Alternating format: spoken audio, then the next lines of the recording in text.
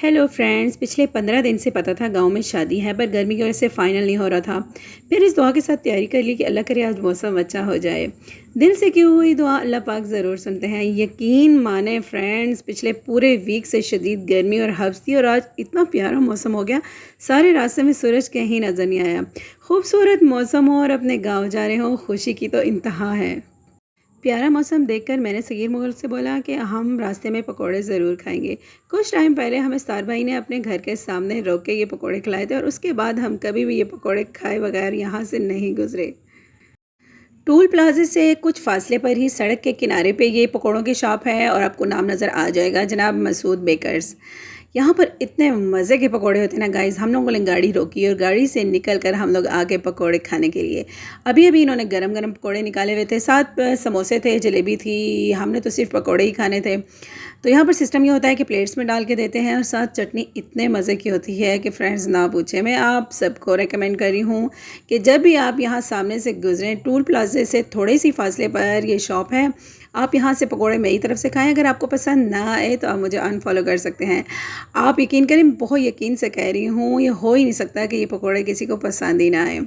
तो जनाब इतने मज़े के पकोड़े थे। हम लोगों ने ये 2 प्लेट्स ली, इसके बाद 2 हमने और ली थी। अभी हमारा और भी दिल कर रहा था, लेकिन क्योंकि हम शादी पे जा रहे थे फिर हमें हाथ रोकना पड़ा कि कहीं हमारा पेट ना ख़राब हो जाए, क्योंकि हमने शादी का खाना भी खाना था।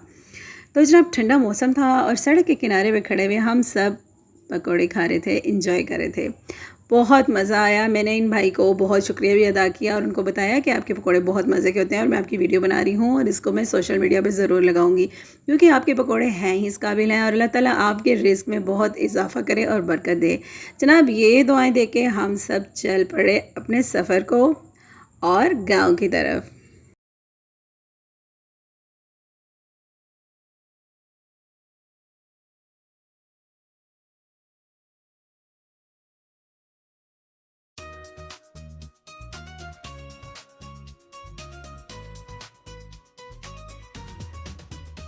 पकौड़े खाकर हमारा अगला सफ़र शुरू हो गया था गांव जाने के लिए। और गाइस, ये वो खूबसूरत गली है जहाँ से हमारे गांव की एंट्री होती है। हाँ, अपना बचपन याद आ जाता है जब मैं अपनी नानी जान के साथ यहाँ से गुज़रती थी खेलते हुए। और ये जो आप सामने बड़ा दरख्त अभी देखेंगे, ये जो वो सामने दरख्त है, इसके नीचे जो खाली जगह है फ्रेंड्स, ये फुल पानी से भरी हुई होती थी और औरतें यहाँ आकर कपड़े धोती थी। और कई बार मैं भी अपनी नानी जान के साथ यहाँ पर आती थी। अब तो सारा जहान सूना नज़र आ रहा है। पता नहीं सारे लोग कहाँ चले गए हैं, वो रौनकें कहाँ चली गई हैं। अब गांव में भी लोग घरों से बाहर नहीं निकलते, घर घर में पानी के नलके लग गए हैं और सारे काम घर पे ही होते हैं। तो फ्रेंड्स, सफ़र हो गया है ख़त्म और ये है हमारे दादा अबू का घर। यानी मेरी अम्मी अबू की शादी इसी घर में हुई थी। मेरे अबू चूँकि आर्मी में थे, तो शादी होते ही अम्मी, दादा अबू और दादी जान को लेकर लाहौर आ गए थे। तब से घर बिल्कुल ही बंजर पड़ा हुआ है। अब तो यहाँ एक ईंट भी नहीं बाकी बची है। सच कहा है, किसी ने घर खाली पड़ा रहे तो लोग ईंटें तक नहीं छोड़ते हैं। तो सबको मिल मिला के हम आगे मामू के घर, जिनके बेटे की शादी थी। यहाँ पर पूरी तैयारी की गई थी मेहमानों को बिठाने की। यहाँ पर मैं थोड़ी देर ही बैठी, मुमानी से मिली, दुआ सलाम की और घूमने फिरने के लिए बाहर आ गए, क्योंकि सब तैयारी में मसरूफ़ थे और हम बहुत जल्दी आ गए थे। और आज के दिन था वलीमा।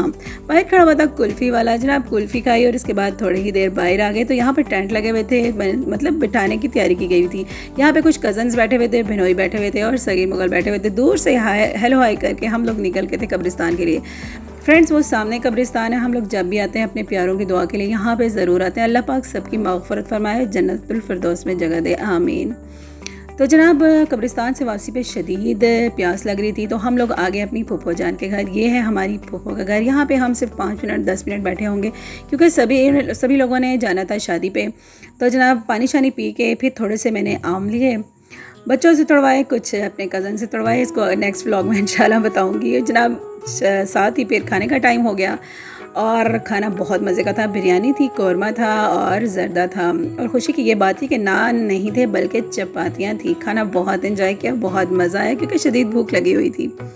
खाना खा के जनाब साथ ही वापसी का टाइम हो गया। सबको मिल मिला के दिल उदास करके हम लोग इस टाइम वापसी के सफ़र के लिए चल पड़े थे।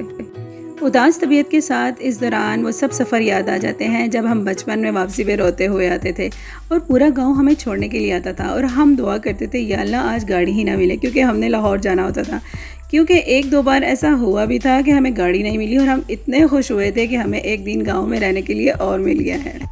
अब हम हो गए हैं बड़े और हमारा ज़हन मैच्योर हो चुका है। अब हम वापसी पे रोते नहीं हैं और ना ही गाड़ी ना मिलने की दुआ करते हैं, क्योंकि अब हमारी खुशियाँ और मंजिलें बदल चुकी हैं। बातें करते करते पता ही नहीं चला सफ़र ख़त्म हो गया है। तो जनाब वो सामने आ गया है जॉयलैंड, और जनाब इसी तरीके से ज़िंदगी के हर दौर को एंजॉय करें। क्या पता ज़िंदगी का सफ़र कब ख़त्म हो जाए। अल्लाह हाफिज़।